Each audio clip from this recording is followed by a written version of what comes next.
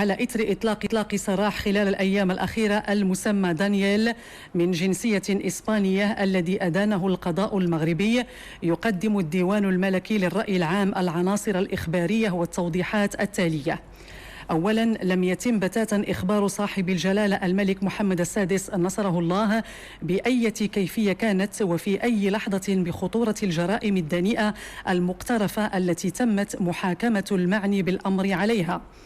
ثانيا، من المؤكد أن صاحب الجلالة لم يكن قط ليوافق على إنهاء إكمال دانييل لعقوبته بالنظر لفداحة هذه الجرائم الرهيبة التي اتهم بها.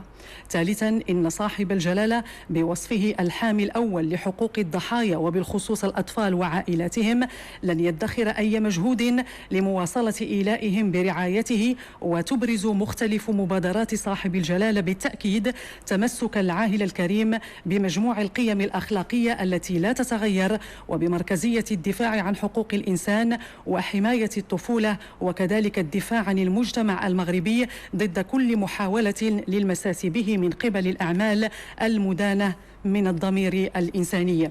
ولهذه الاعتبارات جميعها قرر صاحب الجلالة بمجرد أن تم إطلاعه على عناصر الملف أن يتم فتح تحقيق معمق من أجل تحديد المسؤوليات ونقط الخلل التي قد تكون أفضت لإطلاق سراح هذا الذي يبعث على الأسف، وتحديد المسؤول أو المسؤولين عن هذا الإهمال من أجل اتخاذ العقوبات اللازمة. وستعطى التعليمات أيضا لوزارة العدل من أجل اقتراح إجراءات من شأنها تأطير شروط منح العفو في مختلف مراحله. ونواصل أنباءنا بالمجال